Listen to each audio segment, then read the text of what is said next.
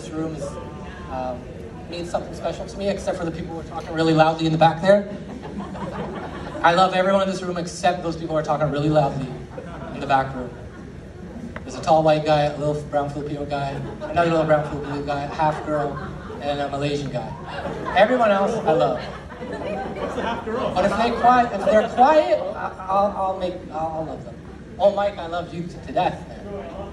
You're my backup plan if this didn't work out. So. What? It's 2020, man. Things change fast. But no, sincerely, number one, first and foremost, thanks to everybody for coming. The sacrifice you guys have made to come really does mean a lot. There's people from out of town leaving their kids behind. So sincerely, from the bottom of our hearts, thanks to each and every one of you. And I wanted to take an extra minute just to say specifically thanks to a few people in my life. I'll start with my parents and my mom. You know, I'll share something that Mikki told me when she met you the first time. Is even now she calls you cartoon mom. It's because these are her words, sorry.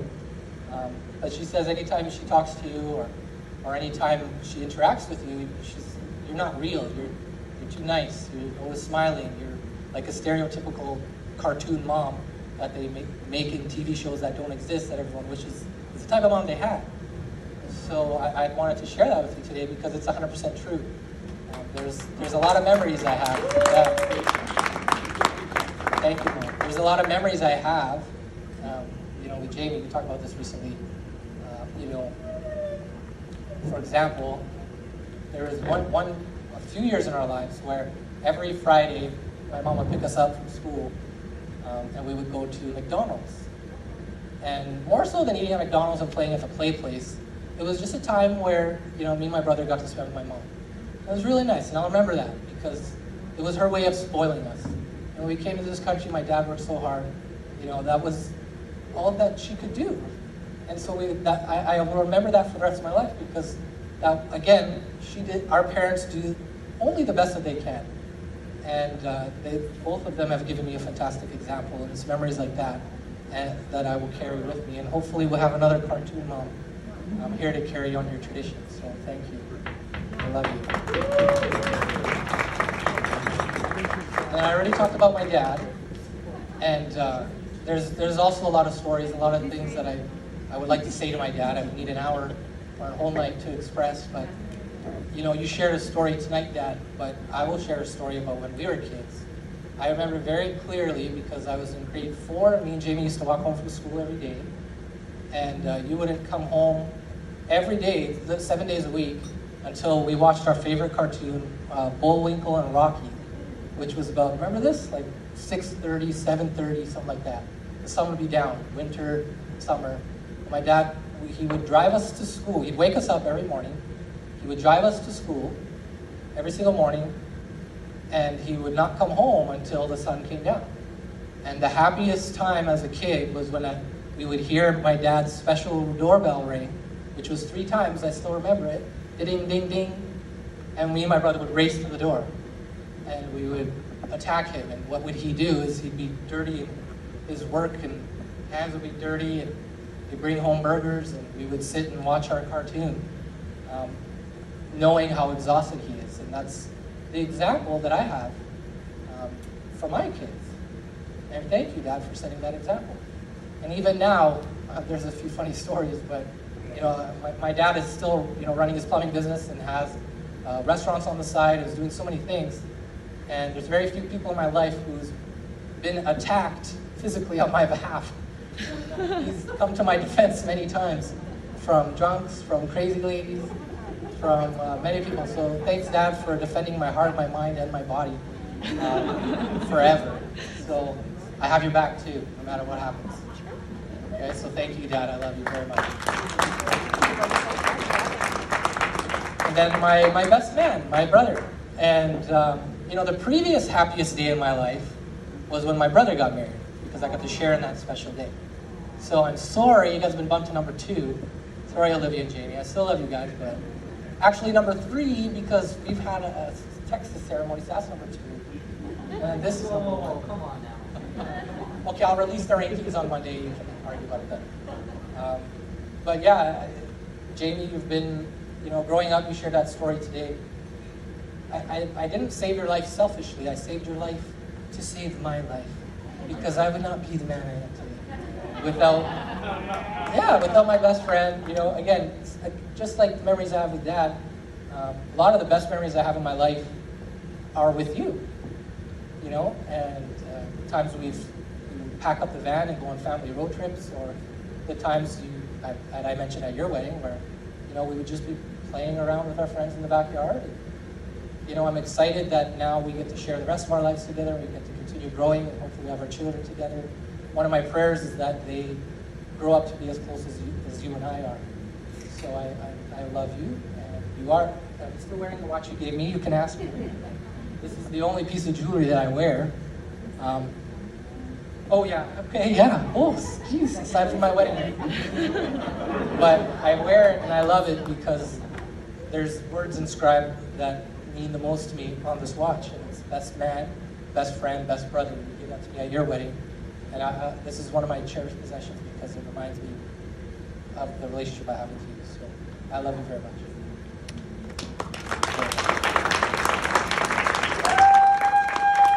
Yeah, keep it coming. I know everyone does say this, but there's a few tables in here of friends that I've had for 20 years, 15 years. We've been through so much together. We've become men together. It was my honor to stand with you at your weddings, and my honor to visit your kids and have them call me, Uncle Joe or Uncle Joey, whatever it is. That's one of the greatest. Seriously, I told her this. Before my brother has kids, you guys are like your kids are my nieces and nephews. You guys are my family. And I thank you guys for the support you've shown us in the past, and the support you will show us in the future. I sincerely do love all of you guys, and I thank you all for coming today. You guys already promised to help us out no matter what happens in our lives, so you're stuck. So thank you for that. There's a few other people here that I'd like to recognize too. Gary, thank you for sharing the story. That means a lot. You guys have been lifelong friends of ours. I'm honored for you to share that story.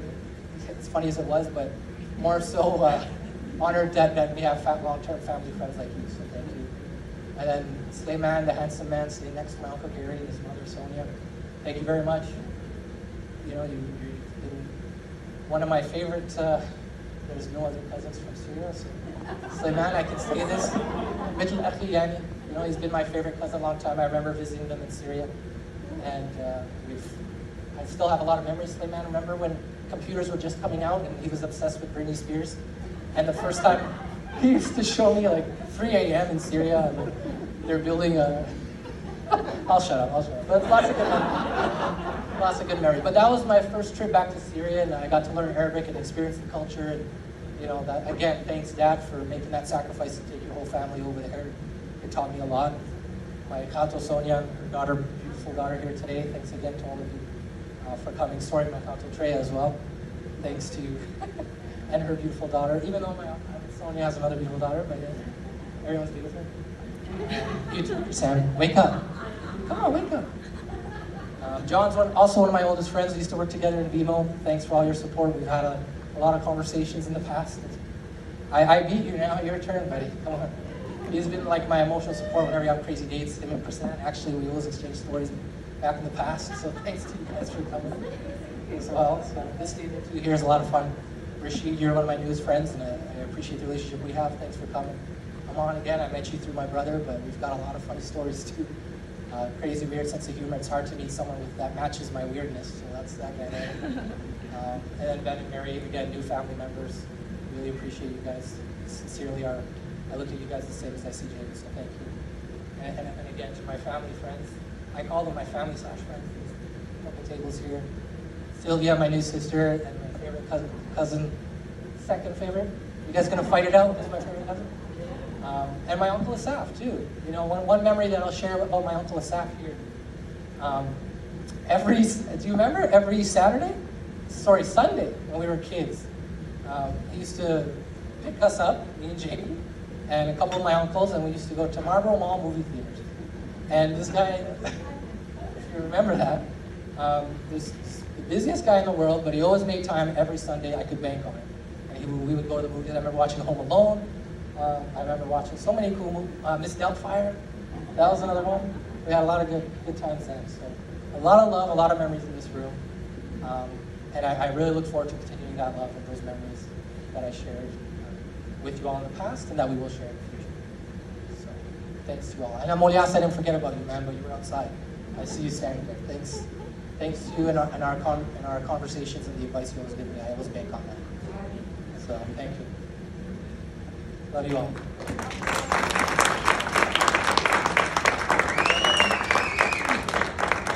That was a very, very thorough speech. Thank you, honey. So thank you guys for coming and spending, your time, your night with us here, and risking your health and leaving your loved ones, your kids behind for us. I really appreciate that. I just want to share a little story. Last year, August, I went here to Calgary for the first time for my cousin's wedding. And I really thought, hey, Calgary is might be a nice place to live. Not bad, not bad. And then a few weeks after that, I met this guy over here. And just, everything else was history. And here I am, a year later, living here in Calgary, in the cold weather, coming from Texas, which is like mostly summer, and now it's mostly winter here. But that's okay, you keep my heart warm. It's just sad that my family can't be here at this wedding, but thankfully we already had one in Texas. But it makes it less lonely because I got a very warm welcome here from you guys, and especially Mom, for staying with us at home and helping me transition to my new chapter, living with my new roommate. Sexy. Snores too, but It's Arabic music. and Dad for being so sweet and kind and helpful, as always, and Jamie for being such a brother that another brother that I always wanted, and Olivia, my new sister, my first sister. Yeah. So also, it's just a small world because I have my family here in Calgary, Tito Nap and Tito Jean and Mayet. So it's just nice to reconnect after years of not seeing each other. And now we're just just like that. We're back to how it was. I love you guys and thank you for the sweet song that I requested. I know you practiced for a week. I know you wish that I didn't ask you again to sing it tonight, but I'm glad that I pushed. But yeah, so it's so nice to meet you guys here, for the first time for a lot of you. I wish that I met you before COVID happened, but better late than never, right? So thank you for accepting me to your circle of friends and family. And I just look forward to getting to know more of you and spending more time with you guys. So thank you again for your love and support. We love you guys. Woohoo!